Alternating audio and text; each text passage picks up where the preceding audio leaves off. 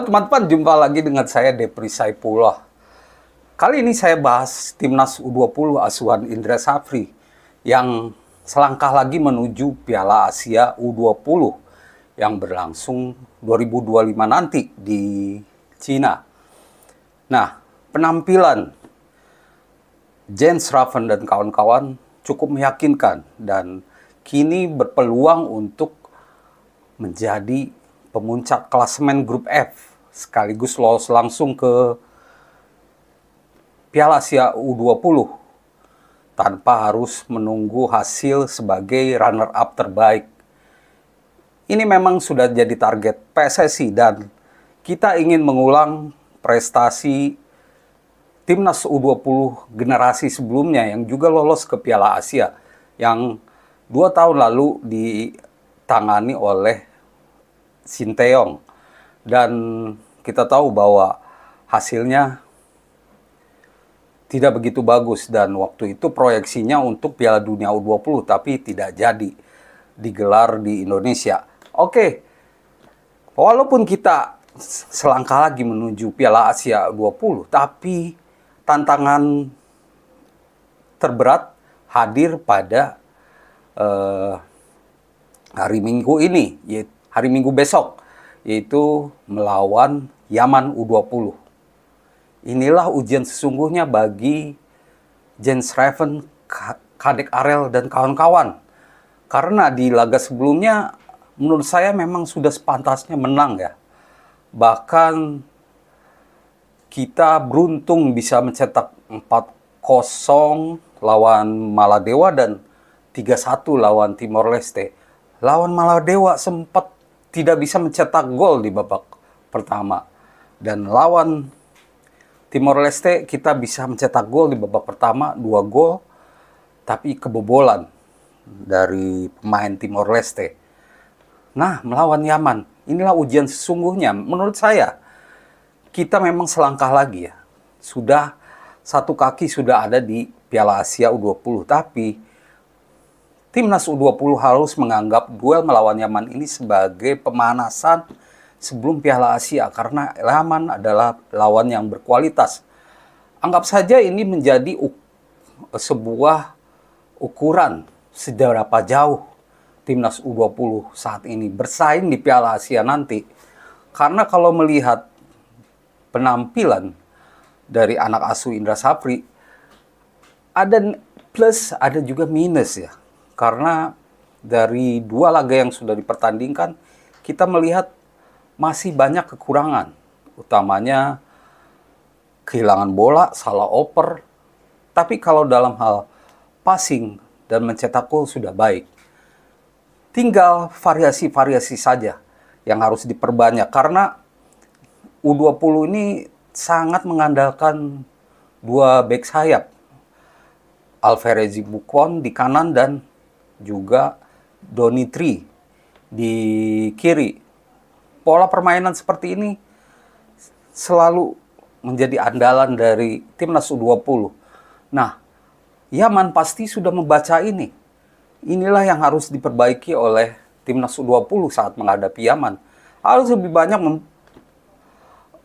variasi-variasi serangan.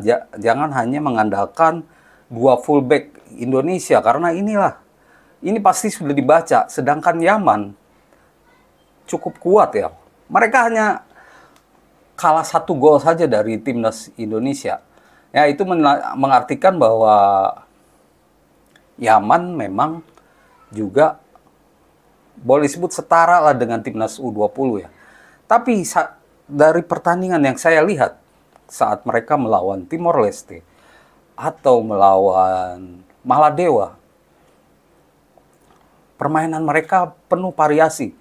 Gol-gol mereka tidak hanya lewat permainan sayap, tapi juga bisa dari tengah. Lalu mereka juga bisa bermain umpan-umpan silang. Nah, mereka punya postur tubuh mereka tinggi-tinggi. Inilah yang harus diantisipasi oleh Timnas U20 kalau tidak ingin kebobolan atau kalah. Karena memang kita dekat ya ke babak final Piala Asia. Kita sudah selangkah lagi.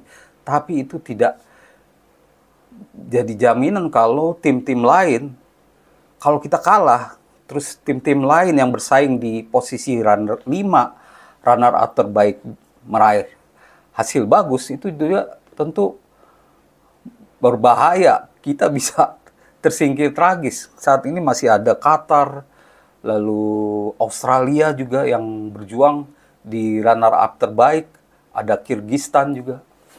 Nah, jadi saya berharap bahwa timnas U20 bisa memperbaiki penampilan mereka saat melawan Yaman, karena pola permainan seperti sebelumnya menurut saya akan susah diterapkan saat melawan Yaman.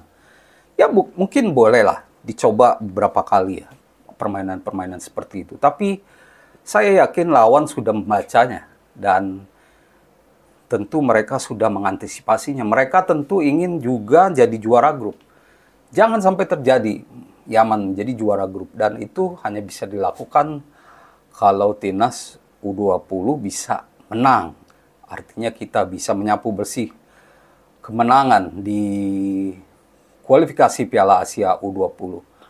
Kita tahu bahwa Piala Asia U20 ini cukup sulit ya. Hampir sama dengan senior. Lawan-lawan kita nantinya ada Arab Saudi, Australia, Uzbekistan, pemain-pemain muda yang akan maju ke tim senior mereka. Dan sama dengan pemain-pemain timnas U20 ini, mereka adalah masa depan timnas Indonesia. Jadi tunjukkan kalau mereka bisa jadi penerus bagi timnas senior sekarang, bagi pemain-pemain yang ada sekarang, sehingga kita semakin kuat, sehingga cadangan pemain untuk timnas senior ada. Jadi Sintayong bisa juga melirik pemain-pemain muda U20. Dan kuncinya tentu jangan sampai permainan kita terbaca. Karena saya melihat bahwa timnas U20 ini juga ada potensi ya. Jens Schreven punya potensi dribbling, walaupun dia kekurangannya kalau tembakan jarak jauh masih kurang keras ya, saya melihat. Dia kurang keras. Terus kita juga punya penembak-penembak dari jarak jauh. Itu juga bisa dimaksimalkan ya. Saya yakin Coach Indra Sapri sudah memikirkan itu. Dan beberapa pertandingan sebelumnya juga saya melihat bahwa seperti saat melawan Maladewa kita berhasil melepas tembakan-tembakan jarak jauh. Menurut saya lawan Yaman penampilan seperti itu harus diulang lagi. Karena mereka lawan yang lebih tangguh. Kalau hanya fullback saja, mengandalkan fullback, pasti akan terbaca dengan mudah. Demikian teman-teman ulasan saya soal pertandingan Indonesia melawan Yaman. Ini akan jadi ujian sesungguhnya bagi Jens Schreven dan kawan-kawan. Terima kasih atas perhatiannya dan salam olahraga.